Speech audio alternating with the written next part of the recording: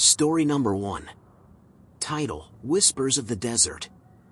I remember it like it was yesterday, even though over 2 decades have gone by. In 2001, I was a fresh-faced journalism graduate, eager to make my mark in the world of documentaries. Lisa, my best friend from college, and I decided to take on a story from a suburb outside Phoenix. The reports spoke of the mysterious haunted desert, a place feared by locals because of numerous unexplained deaths and rumors of devil worship. Our interest peaked when we learned about a recent incident involving 2 campers, Amelia, a dedicated archaeologist, and Jacob, an adventurous photographer.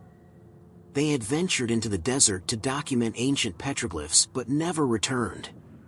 The local authorities found their abandoned campsite, with all their belongings scattered. The scene hinted at a sudden, terrifying event. As Lisa and I delved deeper, an elderly local named Mrs. Garcia recounted tales of the desert's dark past. There were once ceremonies, dark rituals that aimed to awaken ancient spirits. The desert has been cursed ever since, she whispered. Driven by the urge to uncover the truth, we decided to camp at the same spot Amelia and Jacob had chosen. Armed with our cameras, microphones, and an unwavering spirit, we prepared for the night. As darkness blanketed the desert, Lisa and I heard soft whispers, eerily similar to chanting. The desert wind grew colder, and the sand beneath our feet felt alive, shifting constantly. Suddenly, I felt a hand grip my ankle, pulling me down into the sand. I screamed, desperately trying to free myself. Lisa tried to help, but an unseen force shoved her away. It was at that moment that we heard Amelia's voice, "Leave, before it's too late." Panicking, we packed our gear and rushed towards our car, but we weren't alone. Shadowy figures danced around us, their eyes glowing like embers. We heard Jacob's voice, a mixture of pain and warning, "The desert claims its own." Thankfully, we reached our car and sped away. But the horrors of that night haunted our dreams for months. Following our escape, we met with a local priest. Father Michael believed that the desert's curse was real, a result of dark rituals that had trapped innocent souls, including Amelia and Jacob. He revealed the shocking truth that many exorcisms had been performed there, but most ended in death, only strengthening the desert's dark power. Lisa and I produced our documentary, revealing the desert's chilling tales and our harrowing experience. It gained nationwide attention, but many dismissed it as mere fiction or exaggeration. However, the suburb grew even more isolated, with most locals moving away. To this day, no one ventures into the haunted desert after sunset. The chilling whispers of Amelia and Jacob are a testament to the unspeakable horrors that occurred there. As for Lisa and me, we continue to share stories that matter, always remembering that fateful night when we were lost, yet found, in the haunting embrace of the desert. Story number 2. Title: Echoes of Sand. I've tried to forget, but the sands of time have a way of preserving memories. Every grain still holds the screams of that fateful summer of 2002. Back then, I was a young paranormal investigator, keen on uncovering the truth behind every urban legend. Alongside me were Sarah, a talented medium with an uncanny ability to connect with the other side, and Alex, our tech genius who could rig up a device to catch even the faintest supernatural activity. Our attention was drawn to a suburb near Albuquerque when we heard about the haunted desert. 2 young professionals, Derek, an ambitious geologist, and Elena, a daring reporter, had gone there a month earlier. Their aim was to demystify rumors of unnatural occurrences in the desert. But they vanished without a trace. The only remnants were eerie recordings of their final moments, filled with panicked breathing and cryptic phrases about eyes in the sand. Sarah, Alex, and I set up camp at the same spot Derek and Elena had. As night fell, our devices began picking up unusual frequencies, and Sarah felt a powerful presence. She started to communicate, attempting to bridge our world with whatever lurked beyond. Suddenly, a blinding sandstorm engulfed our camp. But this wasn't a natural phenomenon. The winds whispered ancient chants, and demonic figures formed within the swirling sands. Sarah, in a trance-like state, murmured, "They're trapped, bound by rituals, seeking liberation." Alex managed to trace the origin of the energy to an old shrine, buried beneath the sands. This was no ordinary shrine, it was a focal point for devil worship. For centuries, it had been the site of malevolent rituals, culminating in many exorcism deaths.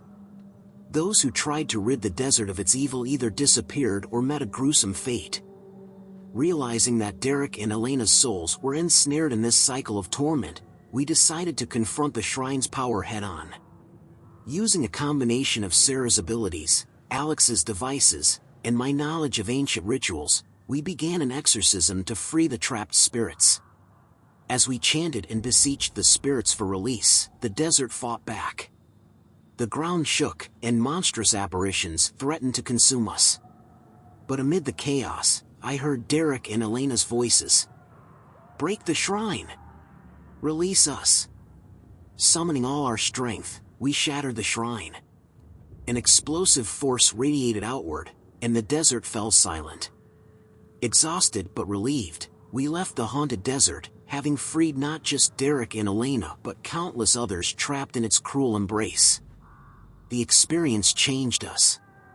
We continued our investigations, but always with the reminder of the haunted desert's horrors echoing in our minds. Derek and Elena's fate served as a chilling testament to the thin line between curiosity and oblivion. But for Sarah, Alex, and me, it was a reminder that even in the face of unspeakable evil, unity and determination could light the way. Story number 3. Title: The Sands That Whisper. I've tried to lock these memories away, but like grains of sand, they find their way into every crevice of my mind. The year 2003 remains etched in my soul. Jane and I, two budding filmmakers, were always searching for the next intriguing story. We had heard whispers of a haunted desert near El Paso, where strange phenomena were said to occur. The suburb had gained notoriety after 3 professionals ventured into the desert and were consumed by its enigma. There was Fiona, a passionate historian who believed the desert held secrets of an ancient civilization. Raymond, a botanist, sought rare desert flora but ended up finding more than he bargained for. Lastly, there was Stella, a brave young nurse, drawn to tales of travelers mysteriously falling ill after visiting the desert. Determined to shed light on their unexplained disappearances, Jane and I journeyed into the heart of the desert, our cameras rolling, capturing every moment. On our second night, the desert came alive in a way neither of us had expected. Shadows danced at the edge of our campfire, and the wind carried ghostly voices, singing a haunting lullaby. Fiona's voice echoed, revealing tales of an old devil-worshipping cult that once thrived there. They practiced dark rituals that trapped innocent souls between realms. Raymond's voice intertwined with hers, speaking of a cursed plant that flourished near the site of these rituals. It exuded a toxin that induced terrifying hallucinations of the trapped souls, explaining the illnesses Stella had investigated. As the revelations unfolded, Jane and I felt an oppressive force surrounding us. A chilling realization dawned: the desert wanted to add us to its collection of trapped souls. The ground beneath us trembled, and the air grew dense. Stella's voice pleaded, "Escape while you can." Desperate to break the sinister cycle, Jane remembered a cleansing ritual she had learned during her film research. We drew a protective circle in the sand, placed our cameras in the center, and began chanting. The desert resisted, hurling sandstorms and phantom hands trying to drag us under. But we persevered, and with a deafening roar, the malevolent energy was dispelled. We found ourselves at the edge of the desert come morning, our equipment lost but our lives intact. The footage of that night, however, remained mysteriously preserved. Upon returning, our documentary became a sensation. But more importantly, the haunted desert's grip was weakened. Travelers no longer disappeared, and the desert's malevolent whisperings ceased. Yet, every year, on the anniversary of our escape, Jane and I hear faint whispers on the wind, a reminder of the desert's eternal hunger and the souls it still cradles in its sandy embrace. Story number 4. Title: Shadows Beneath the Dunes. The sunburned horizon of 2004 is a year I can never forget, for it unveiled horrors that lurk where the eye doesn't see. My childhood friend, Mark, and I were amateur thrill seekers, eager to explore the uncharted. Our journey took us to the outskirts of Tucson, drawn to the legend of the haunted desert. Its tales had grown infamous after the inexplicable vanishings of two professionals, Natalie, an anthropologist intrigued by desert folklore, and Damien, a renowned geologist in search of subterranean mysteries. As Mark and I drove deeper into the desert, the eeriness was palpable. The wind seemed to howl with the pain of 1,000 lost souls. Setting up camp, we were soon met by ghostly apparitions of Natalie and Damien, their translucent figures shimmering under the moonlight. Through fragmented whispers, Natalie spoke of an ancient tribe that once thrived in the desert, worshipping a dark deity. They would offer human sacrifices in return for bountiful harvests and protection. This devil worship had cast a shadow over the desert, trapping souls in an endless loop of torment. Damien's spectral voice added another layer to the tale. He had discovered a network of underground caves during his expedition. These were not natural formations but ritualistic chambers where exorcisms were carried out. However, instead of casting out evil, these exorcisms anchored malevolent spirits to the desert, explaining the unrelenting haunting. Realization dawned upon Mark and I: the desert was alive, feeding on the souls of those who dared to tread on its cursed sands. We decided to venture into the caves, armed with rudimentary knowledge of exorcisms, hoping to release the trapped spirits. Inside, the walls seemed to breathe. Murmured chants echoed, growing louder with each step. At the chamber's heart, we found an ancient altar stained with dried blood. Reciting verses meant to cleanse and purify, we felt the ground rumble beneath us. The spirits, both benevolent and malevolent, clashed around us in a fierce battle for dominance. Just when it felt like the darkness would prevail, Natalie and Damien appeared beside us, lending their energy to our cause. With one final collective push, a blinding light filled the chamber, and a serene silence followed. Emerging from the cave, the desert felt different, free and untainted. The spirits, including Natalie and Damien, had found peace at last. Mark and I documented our harrowing experience, bringing the haunted desert's grim tales to the world's attention. While many regarded our story with skepticism, those who had felt the desert's anguish knew the truth. Years have passed, but the memories remain as vivid as ever. For in the vastness of that desert, we confronted not just restless spirits but also the depths of our own courage. Story number 5. Title: Dunes of Desolation. The blistering summer of 2005 has been seared into my memory. The shadows that danced in the desert sun still haunt my every dream. My younger siblings, Lisa and Tom, always had an adventurous streak, much like myself. We were captivated by the chilling legends surrounding the desert near Tempe, drawn further by the recent, baffling disappearances of two individuals, Clara, a meticulous crime scene investigator, and Leo, a shrewd environmental scientist. Both had come looking for answers but instead became part of the desert's macabre tapestry. I was driving our old pickup as we ventured into the heart of the desert, with Lisa navigating and Tom filming our journey. Our goal was straightforward: uncover the truth and immortalize it on film. By dusk, our camp was set. The night was unnaturally silent, but as midnight approached, we were greeted by ghostly visages of Clara and Leo. Their semi-transparent forms conveyed stories of terror and despair. Clara whispered tales of previous campers, drawn to the desert by tales of devil worship. Many tried to conduct exorcisms, hoping to rid the desert of its malevolence.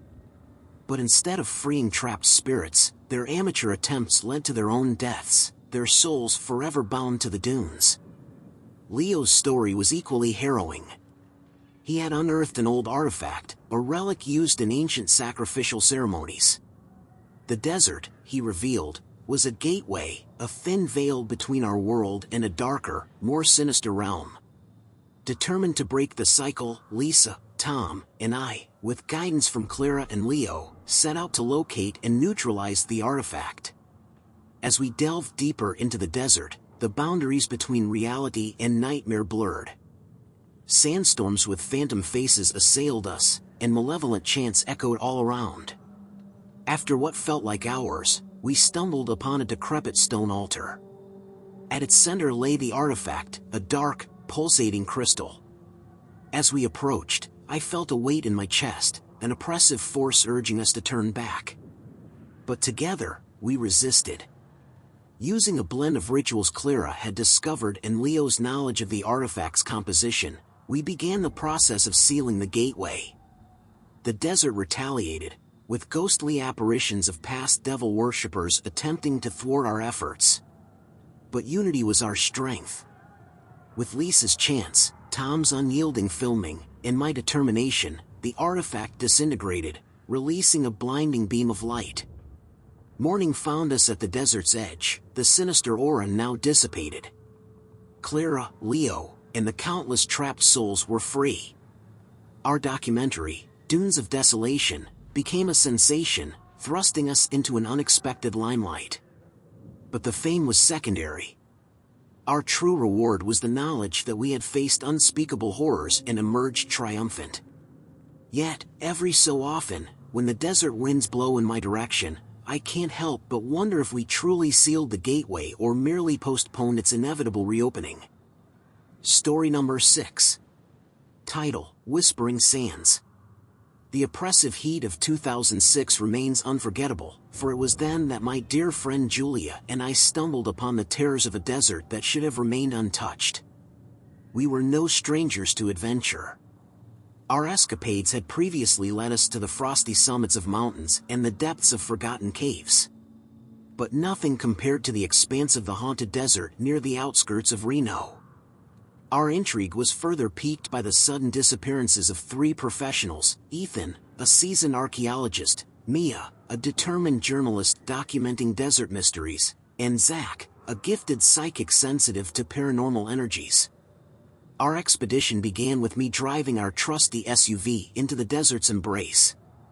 Julia, always the meticulous planner, had mapped out the areas where the 3 had last been seen. The desert's eerie silence was our only companion until nightfall, when things took a surreal turn. The ghostly forms of Ethan, Mia, and Zach materialized, their stories interweaving into a haunting tapestry of despair and terror. Ethan spoke of ancient ruins he had discovered, suggesting that the desert had once been a site of devil worship.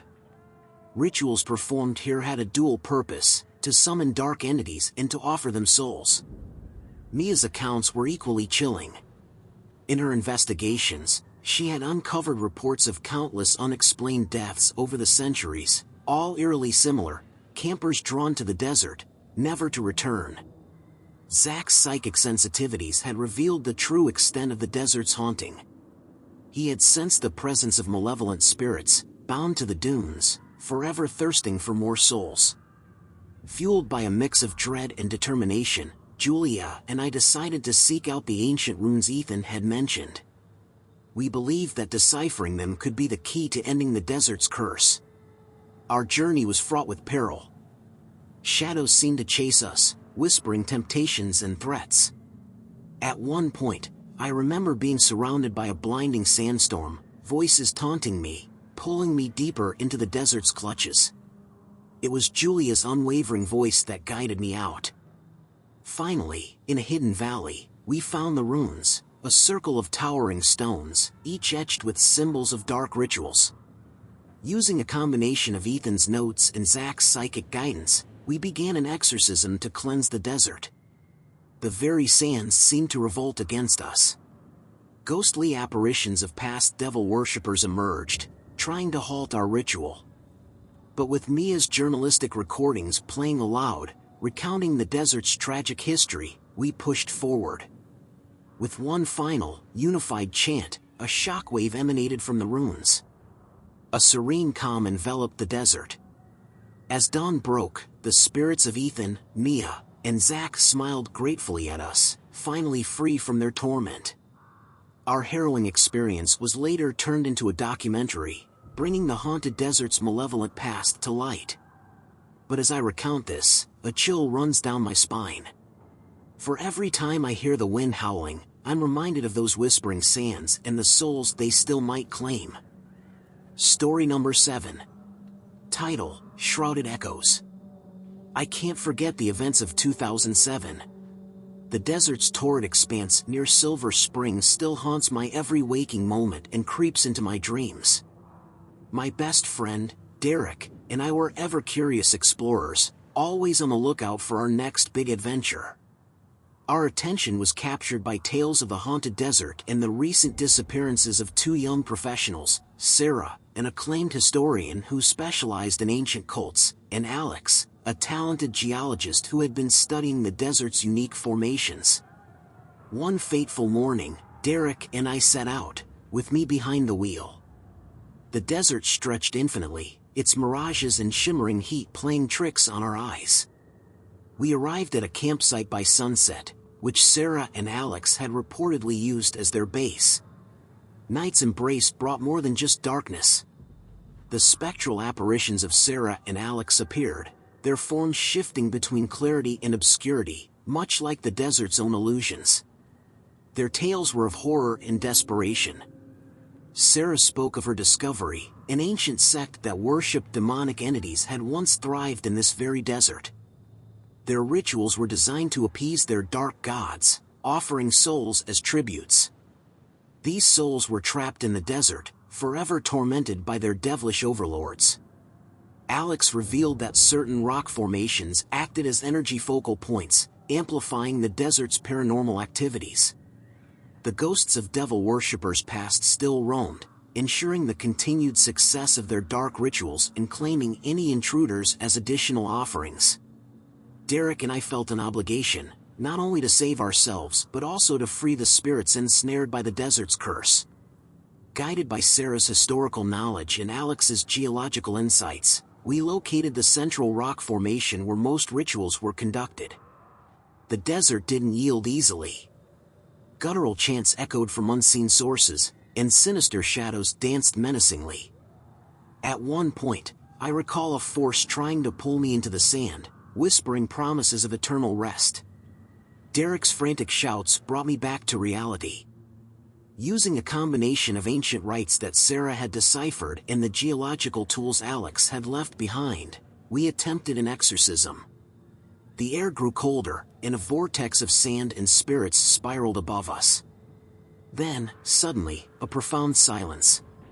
The oppressive atmosphere lifted, replaced by the peaceful pre-dawn glow.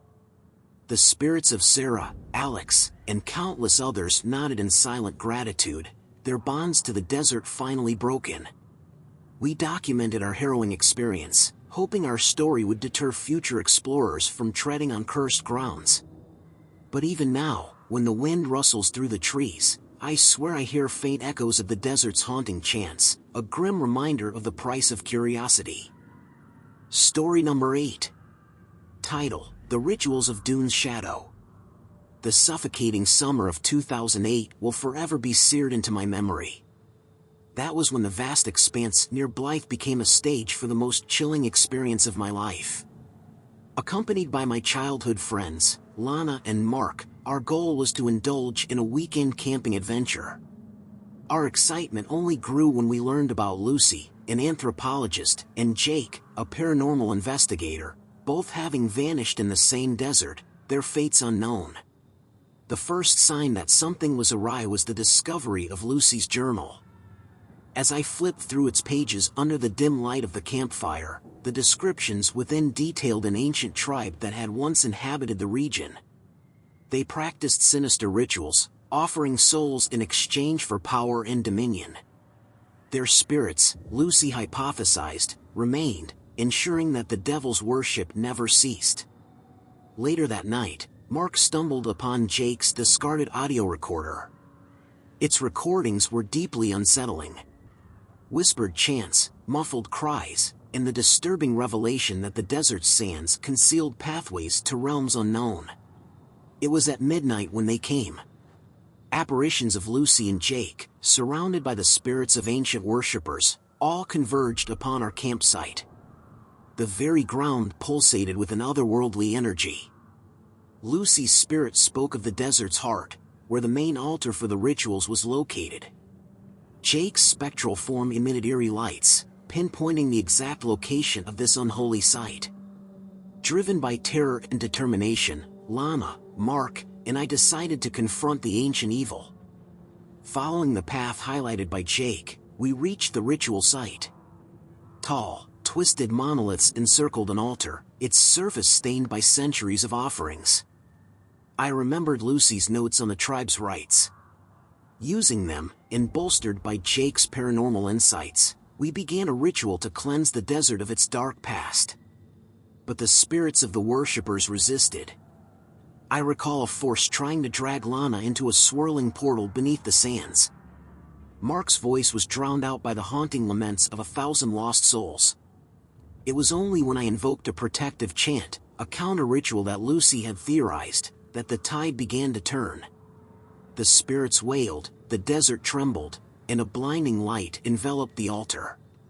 Come dawn, the spirits had vanished. The desert, once an arena of unspeakable horrors, seemed at peace. As we left, the sun casting long shadows behind us, I made a silent vow never to return. Our ordeal was later chronicled in a documentary, a grim testament to the desert's haunted legacy. But as I write this, with the city sounds surrounding me, I can't help but feel a prickling sense of unease. For sometimes, when the night is still, I hear those haunting chants, a grim reminder of the desert's ever-present allure. Story number 9. Title: Echoes of the Silent Sands. The sun had set the evening of June 6, 2009, when we packed up our gear and headed to the infamous Marlow Desert. I had always been drawn to its mystique, the countless tales of its haunted dunes. So, accompanied by my best friend, Leo, we decided to uncover the truth behind the desert's eerie reputation. Our trip wouldn't be without guidance. We were joined by Clara, an ambitious journalist, Dr. Aaron, an archaeologist specializing in desert civilizations, and Eliza, a medium known for her ability to communicate with the other side. On our second night, camped beneath a crescent moon, Eliza led a seance. She channeled spirits, urging them to recount their tales. The desert, she revealed, was once home to a cult that worshipped an ancient entity. This cult had been responsible for many unexplained deaths, their victims' souls forever trapped within the desert's sands. Dr. Aaron backed this tale, producing maps detailing the location of an old settlement in the heart of Marlow Desert. As he spoke, a chilling wind blew, making the campfire flicker menacingly. I felt something wasn't right. The following day, our group ventured to the site. The remnants of what once might have been houses, a temple, and an altar, lay sunken in the sand. As I walked, I felt the ground below me shift, as if something alive moved beneath the surface. Night approached rapidly. And then it began. A haunting melody filled the air, echoing across the vast expanse. Shadows moved swiftly, appearing and disappearing. Eliza, in a trance-like state, began chanting in an ancient tongue. She was communicating with the entity, urging it to release the trapped souls. Suddenly, a massive sandstorm engulfed us. Clara, with her camera, captured shifting shapes within the storm, faceless figures, hands reaching out, the souls of the lost. Dr. Aaron, in panic, began reciting an incantation from one of his texts, aiming to calm the storm. But it was Leo who bore the brunt of the desert's fury. Lured by a spectral figure resembling his deceased sister, he was drawn towards the heart of the storm. I ran after him, shouting his name, but my voice was lost amidst the howling winds. When the storm finally subsided, Leo was nowhere to be found. The rest of us, shaken and disoriented, gathered our equipment and made our way out of that forsaken desert. To this day, I'm haunted by that night. Eliza believes Leo's spirit was taken by the entity, joining the other lost souls. Clara's footage, a chilling testament to our ordeal, was broadcast nationwide, warning others of Marlow Desert's treacherous allure. I often revisit that night in my dreams, hearing Leo's voice calling out to me, seeing his silhouette disappear into the storm. Every grain of sand holds a story, and in Marlow Desert, those stories are of anguish, loss, and unspeakable horrors. Story number 10. Title: Whispers of the Dune. It's hard to believe it was a decade ago, in the scorching summer of 2010, when a seemingly innocent camping trip in the isolated desert outskirts of Bellevue, a suburb I once called home, turned into a horrifying ordeal that changed our lives forever. I remember the thrill of adventure when my childhood friend, Ryan, and I decided to venture into the dunes, fascinated by the urban legends surrounding them. But we weren't naive, we knew better than to go unprepared. We enlisted the help of Maya, a local historian, and Craig, a paranormal investigator who had recently gained fame for documenting haunted sites around the country. The first day was relatively calm. We set up camp, exchanged stories, and laughed under the starry sky. Maya shared tales of an old community that once thrived here but mysteriously vanished overnight. Craig set up his equipment, hoping to capture any paranormal activities. On the second night, as the temperature dropped and a chilling breeze swept across the camp, Craig's devices began picking up strange frequencies. At the same time, Maya stumbled upon an old relic, a talisman, which she believed was linked to rituals and devil worship from the tales she'd studied. I recall the air growing dense, almost suffocating. The vast desert around us seemed to come alive with whispers, too faint to decipher, but they grew louder and menacing. Our campfire flickered wildly, casting eerie shadows that danced menacingly around us. Suddenly, Ryan, in a voice unlike his own, began reciting chants that made my blood run cold. His eyes had rolled back, leaving only the whites showing. Craig recognized this as a possession, one of the most intense he had ever witnessed. We formed a circle around Ryan, holding hands, as Craig began an emergency exorcism. But this was no ordinary spirit. This entity was ancient, vengeful, and it resisted with violent force. Tents flew, sandstorms raged, and the ground beneath us trembled. Then, just as suddenly, it all stopped. Ryan collapsed, the relic shattered, and an oppressive silence ensued. We packed up as quickly as we could, the excitement of our adventure replaced with a palpable fear. It was later revealed to us by Maya, after thorough research, that the relic was a conduit, channeling spirits from a time when the desert was home to devil worship and heinous acts, which might have led to the unexplained deaths of an entire community. Even today, as I sit in the comfort of my home, miles away from the haunting dunes of Bellevue, I often hear those whispers. They're a constant reminder of that fateful night, a night when we barely escaped the clutches of ancient evils that still lurk beneath the sands, waiting for their next victim. Story number 11. Title: The Shadows of Cedar Ridge. 2011 marked the most chilling episode of my life. To this day, I can't drive past Cedar Ridge, a quiet suburb where sunlight has a strange way of being overshadowed by the vast, brooding desert beyond. When Clara, my college sweetheart, invited me for a weekend camping trip in the desert, I was thrilled. Joining us were Dean and Natalie, our close friends, and Trevor, a seasoned journalist working on a series about paranormal phenomena across America. I remember the excitement as we set up our tents at the base of an old abandoned church, unaware of its dark history.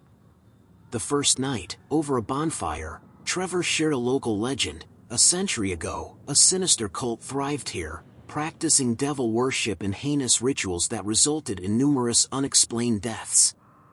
Natalie, a fervent believer in the supernatural, suggested we attempt a seance. As we sat in a circle, hands joined, she began calling out to the spirits of the desert. What began as a game turned dark when the wind picked up, forming swirling dust devils around us, and the echo of long-forgotten chants filled the air. The ground beneath the old church cracked open, revealing a labyrinth of tunnels. Curiosity overpowering our fear, we decided to explore. Guided by Trevor's flashlight and my camera, we delved deeper. The air grew colder, and my lens began capturing shadowy figures that our naked eyes couldn't see. Suddenly, Clara, who had been silent all along, started convulsing. Her voice transformed into a deep, guttural tone, and she began reciting an ancient invocation. Dean, having some knowledge of exorcism rites, recognized the signs of possession. We tried restraining Clara, but her strength was inhuman. Natalie, in a desperate move, picked up a relic we had found in the tunnels, a dagger adorned with symbols, and held it to Clara's forehead. A blinding light flashed, and the entity inside her shrieked and retreated. Exhausted and terrified, we made our way out of the tunnels by dawn. Clara, with no memory of the possession, was weak but safe. Trevor's subsequent investigation unveiled a ghastly truth. The church we camped by was ground zero for the cult's rituals, where they summoned spirits and, in their folly, became entrapped in the desert's soul. Every year since that night, on the anniversary of our camping trip, I receive an anonymous envelope. Inside is a grainy photograph of the Cedar Ridge Desert, and every year, the shadowy figures in the photo move closer. The desert remembers, and I fear it's only a matter of time before it claims what it believes is rightfully its own. Story number 12. Title: Whispers of Barren Hollow. I can't forget that year. Every time I close my eyes, I'm transported back to Barren Hollow, an overlooked suburb, where the desert stretches endlessly, silent but for its secrets. My best friend, Jamie, and I had a penchant for adventures. Seeking thrill, we planned a camping trip to the desert, bringing along Keith, an anthropology student researching local legends, Lila, a geologist, and Renee, a freelance paranormal investigator. We began our journey as the sun bathed the desert in gold. I remember driving, Jamie controlling the playlist, songs of freedom fueling our spirits. But as we reached the campsite, an eerie silence enveloped us. That night, Renee set up her equipment, hoping to capture electronic voice phenomena, EVP. To our astonishment, the devices picked up whispering voices, murmuring an ancient incantation. Keith, ever the scholar, recognized it as a summoning ritual from old desert folklore. Lured by the recordings, we discovered an underground chamber, undisturbed for centuries. Inside, artifacts and markings told of a cult that performed dark ceremonies, attempting to bridge the world of the living and the dead. Lila, her curiosity piqued by a peculiar rock formation, accidentally activated a mechanism, sealing us inside. Panic set in, our torches revealing shifting shadows on the walls, evidence of the unexplained deaths from rituals gone awry. It was Renee who noticed Jamie first. His eyes had turned a hollow shade, his voice echoing the chants we heard. I watched, paralyzed in horror, as my best friend became a vessel for something ancient and malevolent. Keith, recalling an exorcism rite from his studies, began chanting counterspells. Renee and Lila joined in, their combined force drawing the entity out of Jamie. But it wasn't over. The spirit, enraged, lashed out, targeting Renee. She screamed, her devices capturing her final moments before she vanished into thin air. The chamber's seal broke with the entity's exit, allowing us to escape. The sun was rising, casting long shadows across the sand. We left in silence, the desert's secrets weighing heavily on us. Back in the safety of our world, we tried moving on. But the desert refuses to let go. On quiet nights, I hear those whispers again, a chilling reminder of Barren Hollow's haunted past. I often wonder if Renee's spirit roams the desert, forever lost among its secrets. Story number 13. Title: The Shadows of Dry Creek. The sunburnt plains of Dry Creek in 2013 forever haunt my dreams. I thought a desert adventure with my girlfriend, Maria, and our friends, Leon, a history buff, and Isabel, a journalist, would be an unforgettable experience. Well, it was, but not in the way we'd hoped. We started our journey on a high. I remember driving through the winding roads with Maria laughing by my side, the vastness of the desert stretching out around us. But the deeper we ventured, the denser the atmosphere grew. Leon had told us about a forgotten tribe that once thrived in Dry Creek but mysteriously vanished. Rumors whispered of devil worship, ceremonies trying to appease some dark force beneath the sands. One night, as we set up camp, Isabel, ever the curious reporter, started her voice recorder, hoping to document our conversations and experiences. However, when we played it back, we heard not our voices but chilling, inhuman whispers. It sent shivers down my spine. Leon deciphered some of the chants, speaking of a portal and souls trapped in limbo. He hypothesized that the tribe's disappearance and the subsequent eerie occurrences were tied to this portal, and they'd somehow angered the spirits they were trying to summon. Our fears manifested the next evening. As darkness crept in, I saw figures, mere silhouettes, moving around our campsite. Isabel, terrified, pointed to a swirling vortex in the ground, souls shrieking, reaching out. Maria, eyes vacant and distant, began chanting in an ancient tongue. It was like she'd been possessed.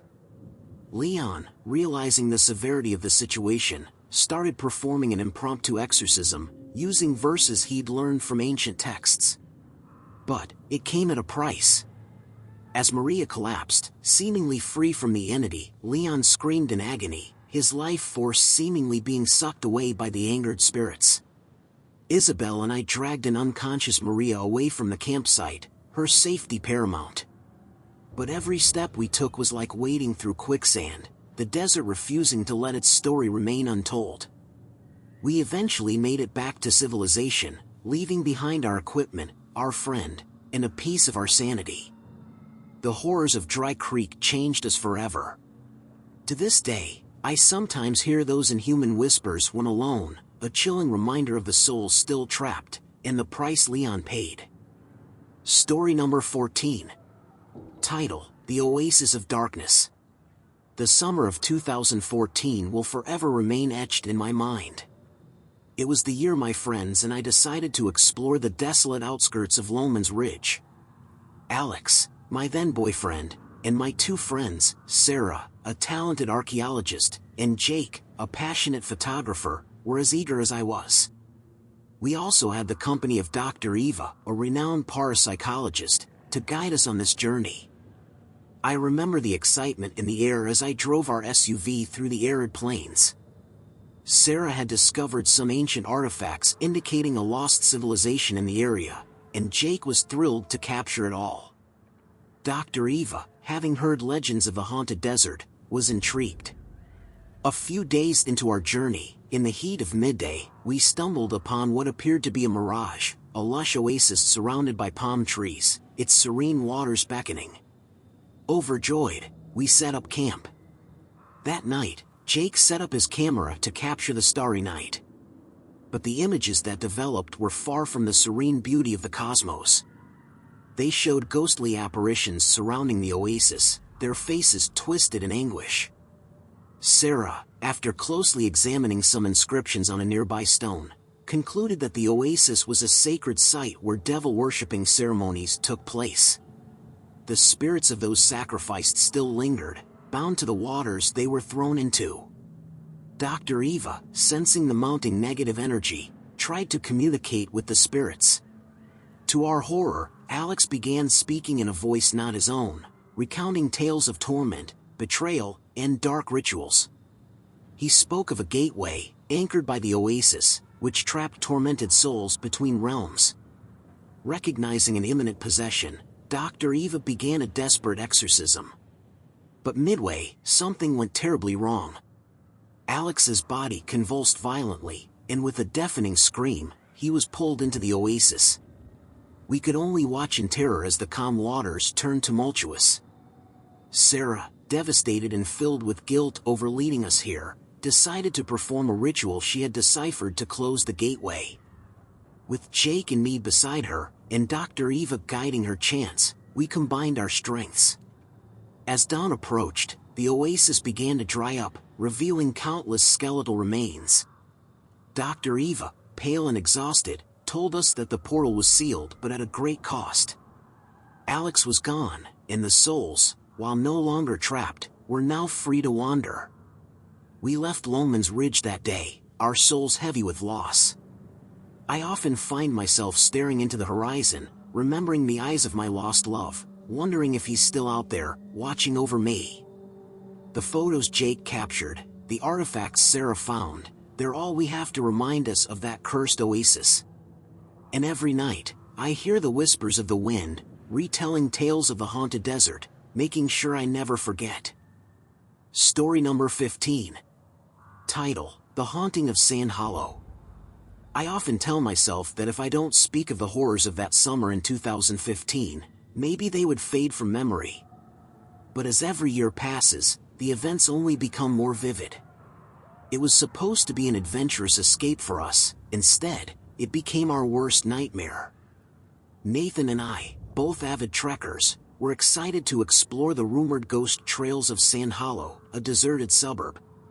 We were joined by Emmy, an anthropologist intrigued by the legends surrounding the area, Clark, an investigative journalist, and Luna, a psychic medium renowned for her abilities to communicate with spirits. The vast stretches of the desert were both mesmerizing and eerie. I remember driving the van, feeling the weight of the silence around us, broken occasionally by Emmy sharing local folklore. Clark kept his camcorder rolling, capturing every mundane detail, hoping to piece together a story. On our third evening, Luna became visibly disturbed. She mentioned an overpowering presence of tormented spirits, lamenting souls who were wrongly executed following accusations of devil worship. Intrigued, Emmy unveiled a map she'd obtained from an old local. It marked an area called the Devil's Circle, a sacrificial ground. She believed that was our best shot at finding any archaeological evidence of past devil-worshipping practices. But as we neared the site, a sandstorm hit. Blinded, we somehow managed to set up camp, hoping the storm would pass. By midnight, the desert was eerily silent. That's when we heard the chants, so faint that I thought I was imagining them. Clark, ever the brave one, decided to venture out with his camcorder. But minutes turned to hours, and he didn't return. Panicking, Nathan and I went looking for him, only to find the camcorder, the playback showing Clark being led by shadowy figures, chanting in an unknown tongue, before the footage went static. Luna, pale and shaken, said we had trespassed on sacred ground. The spirits, angered by our presence, had taken Clark. She proposed a seance to communicate and perhaps pacify them. Sitting in a circle with a flickering candle in the center, Luna began chanting. As the winds picked up, I felt a cold hand grip mine. It was neither Nathan's nor Emmy's. Voices whispered accusations, blaming us for desecrations we never committed. Suddenly, Emmy screamed, holding up an ancient amulet she had found earlier. Declaring it as the root of the unrest, she thrust it into the fire. The winds calmed, and the grip on my hand vanished. Come dawn, there was no sign of Clark. The desert stood still, holding its secrets close. We left Sand Hollow, a friend short, and with heavy hearts. It's been years now. The amulet's curse might have been lifted, but our memories of that haunting night remain. The desert took something from us, something we can never retrieve. Every time I close my eyes, I see the shadowy figures, hear the chants, and feel the cold grip. The haunting of Sand Hollow is a tale I wish I never had to tell.